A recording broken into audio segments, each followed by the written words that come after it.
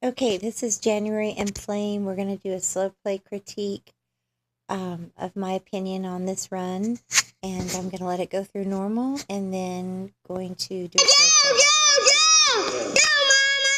I'm going to turn the volume down because you have the best cheerleader in the world. Your little boy's so cute. Saying go mama through the whole run.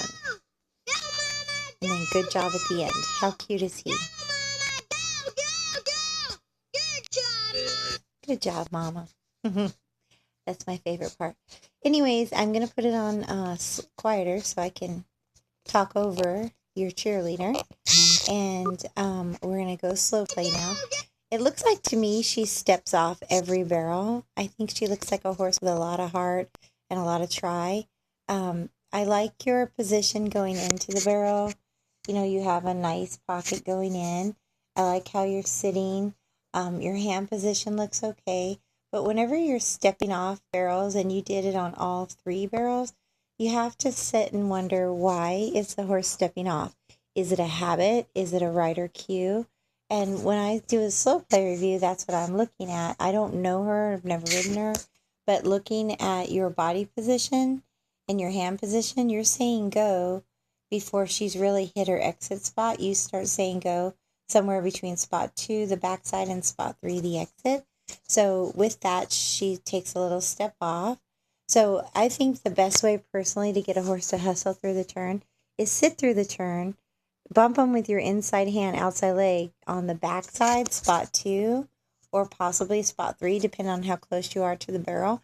But then start smooching or clucking at them to hurry out. Because by pitching them their head and leaning forward, you're just asking for them to drive before they've actually finished. So right here, you use your inside leg to move her over. You whip her.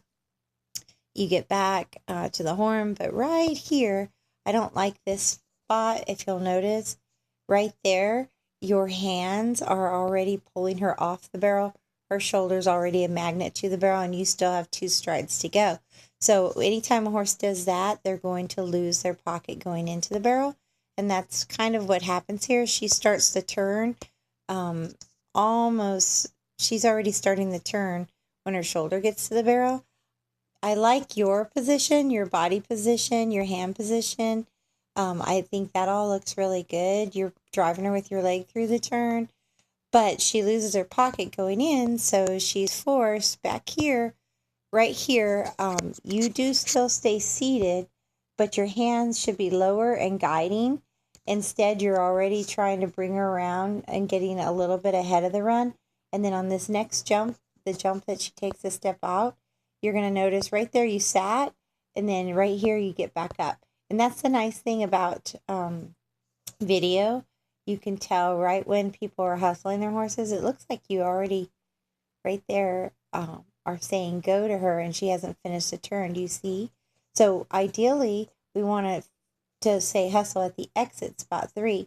We want to sit for the first stride, sit for the second stride, turn your body. You can bump her with your hand and leg, inside hand, outside leg, and smooch her cluck. But by saying go already, she's just looking and going right where you said to go. So her next step is going to be off the pattern into a little rainbow. Then you're going to whip to try to make up for some more time for stepping off 2 barrels now. And then right there, just prior to that, you start cueing her for rate. You back off, you start to sit down, and then you're 2 strides from the barrel. So that's fine, except right there, as you can see, she likes to turn them barrels when her shoulder gets to them. So her hips a little out, her shoulders a little in. Straight or longer should be your focus, and then sitting through the turns. You may need to adjust where you have your hand on your rein.